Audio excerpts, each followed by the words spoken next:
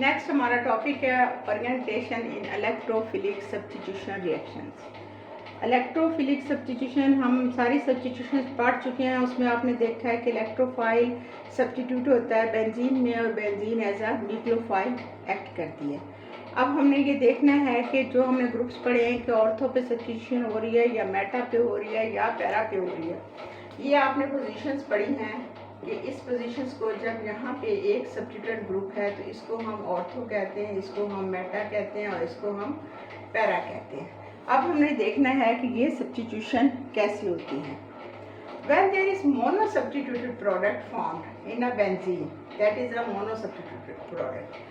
अब ये आप इस तरह अगर आपके पास आपने कोई भी मोनोसब्स्टिट्यूशन इलेक्ट्रोफिलिक एडिशन रिएक्शंस करनी है तो ये जो है इसकी 6 positions, all positions are equivalent. Equivalent का मतलब है कि हर पॉइंट 6 कार्बन का इक्वलेंट है क्योंकि उसमें पाई इलेक्ट्रॉन डी लोकलाइज्ड है, लोकलाइज्ड नहीं है। अब ये जो एक्स है ये यहाँ यहाँ यहाँ किसी भी जगह पे इस वक्त इसमें कोई ऑर्थो, कोई मेटा, कोई पैरा नहीं है, तो आपके पास ये मोनोसब्स्टिट्यूटेड प्रोडक्ट बन जाता है। यानी कि यहाँ आ गया, यहाँ आ गया, किसी भी जगह आ गया, वो सारी पोजीशन जो है वो इक्वल हैं, उसमें कोई इशू नहीं। अब जब ये मोनोसब्स्टिट्यूटेड प्रोडक्ट बन गया है, यानी ये एक एक्स है, कोई भी सब्स्टिट्यूएंट इसके ऊपर आ गया इलेक्ट्रोफाइल, अब जब उसमें सेकंड सब्स्टिट्यूएंट आएगा what will be the product. ये पहला हमने सपोज किया एक्स है, दूसरा हमने कहा वाई। अब ये जो थर्ड प्रोडक्ट है ये आने वाले सब्स्टिट्यूएंट को प्रेफर करेगा, maybe at ortho, maybe at meta, maybe at para. तो आपके पास किसी भी प्रोडक्ट का चांस है, यानी ये मोनो सब्स्टिट्यूएंट है, आपके पास ऑर्थो सब्स्टिट्यूएंट भी बन सकता है, यानी वो अपनी जगह रहेगा, साथ वो उसको ऑर्थो पे डायरेक्ट करेगा। वो उस आने वाले ग्रुप को ऑर्थो के बजाय मेटा पे भी डायरेक्ट कर सकता है, वो उसको पैरा पे भी डायरेक्ट कर सकता है।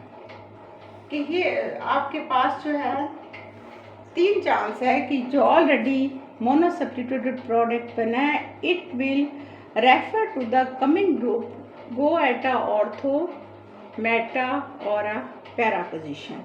अब ये इस पे डिपेंड करता है मोनोसब्स्टिट्यूटेड का, इसकी ये ओरिएंटेशन है कि किस तरह ये प्रोडक्ट्स देता है, इसकी नेचर पे डिपेंड करता है। इसको एग्जांपल के साथ हम पढ़ेंगे। यहाँ हमें एक्स वाई जेड है, फर्स्ट करें कि मोनोसब्स्टिट्यूटेड जो है प्रोडक्ट है, यहाँ मैंने एक्स वाई के पहले एक्स हुआ तो वाई को वो किसी भी पोजीशन पे सब्स्टिट्यूट कर सकता है। अब मसलन इसमें एग्जांपल आपके पास उन्होंने दी है कि आपके पास ये नाइट्रोबेंजीन है NO2। अब अगला प्रोडक्ट इसमें क्लोरीन आ रहा है, इसकी एडिशन किसकी FeCl3 की प्रेजेंस में होती है। अब क्लोरीन की इसमें एडिशन होनी है। अब नाइट्रो की ये खासियत है कि वो इनकमिंग ग्रुप जो है उसको किस पोजीशन पे रेफर करेगा, मेटा पे। वो इसको मेटा पे करेगा, यहाँ से हाइड्रोजन निकलेगी और दूसरी क्लोरीन के साथ मिलके HCl बना देगी। तो आपके पास मेटा क्लोरोनाइट्रो प्रोडक्ट बनेगा। अगर आप कहेंगे ये ऑर्थो और ये पैरा बनेगा तो ये गलत होगा, क्योंकि नाइट्रो जो है उसकी ये एबिलिटी है कि वो क्लोरीन को यानी इनकमिंग इलेक्ट्रोफाइल को मेटा ही पे डायरेक्ट करेगा, तो आपके पास ऑर्थो या पैरा नहीं बन सकता। दूसरे लफ्ज़ों में कह सकते हैं कि case of substitution of second substituent depends upon the nature of already monosubstituted electrophile के जो पहले से उस पर सब्स्टिट्यूट है उस पर डिपेंड करता है कि सेकंड को कहाँ पे रेफर करेगा। अब इसी तरह अगर आपके पास मोनोसब्स्टिट्यूटेड में क्लोरीन की नाइट्रो की बजाय क्लोरीन है तो क्लोरीनेशन जो है, क्लोरीन जो है, अब आपने इसकी नाइट्रेशन करनी है तो नाइट्रेशन आपको पता है नाइट्रिक एसिड और प्लस सल्फ्यूरिक एसिड की प्रेजेंस में होती है। अब ये नाइट्रो ग्रुप को कहाँ पे रेफर करेगा। अब इसकी 2 एबिलिटीज हैं। क्लोरीन जो है वो या तो ऑर्थो नाइट्रोक्लोरो बनाएगा या दूसरा ये है कि ये पैरा नाइट्रोक्लोरो बनाएगा और उसके साथ वाटर बनेगा। अब आप देखें कि यहाँ आप देखें कि यहाँ नाइट्रो था तो एक ही प्रोडक्ट बना और वो मेटा पे बना सेकंड सब्स्टिट्यूएंट। यहाँ पे क्लोरो था, तो दो सब्स्टिट्यूएंट बने, वो ऑर्थो भी हो सकता है और वो पैरा भी, और डिफरेंट कंसंट्रेशन हो सकती है। ऑर्थो और पैरा 40% चांस होता है और मेटा का 20% चांस होता है। तो अब ये क्यों ऐसा है? कुछ सब्स्टिट्यूएंट ऐसे होते हैं जो इनकमिंग ग्रुप को ऑर्थो और पैरा पे डायरेक्ट करते हैं, कुछ सब्स्टिट्यूएंट ऐसे होते हैं जो इनकमिंग ग्रुप को मेटा पे डायरेक्ट करते हैं। That is depends upon the nature of the mono substituted groups. अब इन दोनों को हमने वन बाय वन पढ़ना है कि ये ऑर्थो और पैरा क्यों देते हैं और ये मेटा डायरेक्टिंग ग्रुप क्यों देते हैं। अब सबसे पहले है ortho and para directing group. कि ऑर्थो एंड पैरा, यानी जो ऑर्थो बनाएगा वो पैरा भी लाजमी बनाएगा ग्रुप, और जो मेटा बनाएगा वो एक ही बनाएगा। इसकी डेफिनेशन देखें, बुक में लिखी हुई है। Those groups release electron to benzene ring, thereby facilitating the availability of electron to electrophile at ortho and para position। कि जो ग्रुप रिंग की तरफ इलेक्ट्रॉन को रिलीज कर देंगे, मसलन ये टॉल्यूइन है, ये रिंग को इलेक्ट्रॉन देता है।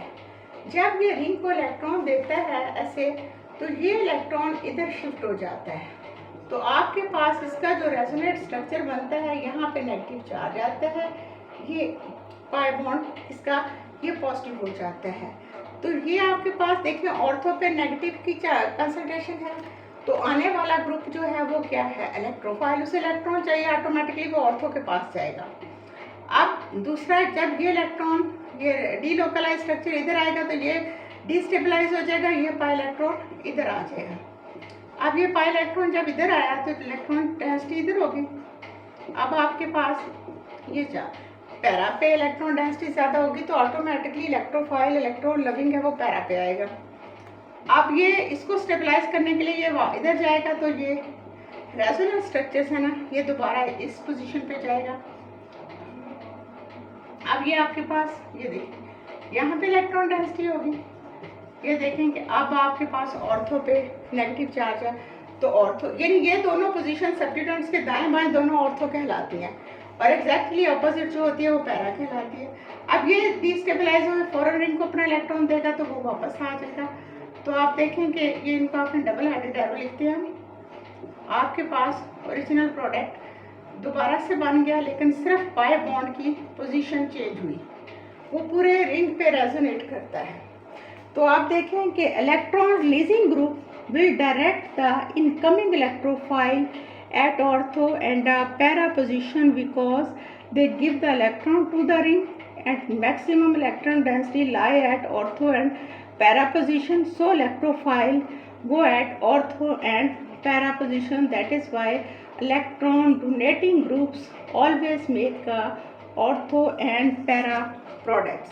तो टॉल्यूइन है, अगर हम इसकी नाइट्रेशन करते हैं, मसलन ये टॉल्यूइन है, तो अब इसकी ये खासियत है, इसकी हम नाइट्रिक एसिड HONO2 नाइट्रेशन करते हैं सल्फ्यूरिक एसिड की प्रेजेंस में, तो आपके पास दो ग्रुप्स का चांस है कि ऑर्थो नाइट्रो टॉल्यूइन और प्लस पैरा नाइट्रो टॉल्यूइन बनेगा, और उसके साथ वाटर बनेगा। ये ग्रुप पे डिपेंड करता है। अब अगर आपकी बुक में और भी एग्जांपल इसमें दी हैं टॉल्यूइन के अलावा, और अगर कंसंट्रेशन 100 हो जाएगी तो एक प्रोडक्ट इसी का वो मतलब 100 डिग्री सी टेम्परेचर पे ज़्यादा कंसंट्रेटेड सोल्यूशन होगा, तो ऑर्थो पे नाइट्रो के दो ग्रुप आ जाएंगे, दोनों ऑर्थो और पैरा, ये दोनों ऑर्थो पोजीशंस हैं पैरा, तो इसका कॉमन नाम है TNT, ट्राई नाइट्रो टॉल्यूइन इसको कहा जाता है। इसका फार्मूला स्ट्रक्चर फार्मूला लिखना आ जाता है। अब ऑर्थो और पैरा डायरेक्टिंग ग्रुप कौन से हैं, ये आपकी बुक में लिखे हुए हैं, इनको आपने इसी तरह याद कर लेना है। अल्काइल अमीन है, अमोनिया है, और उसके बाद हाइड्रोक्सल है, ऑक्सी अल्काइल है, और क्लोरो है, ब्रोमो है यानी हैलोजेंस, और आइडो है। इनकी मौजूदगी में हर group ortho and para product बनाएगा।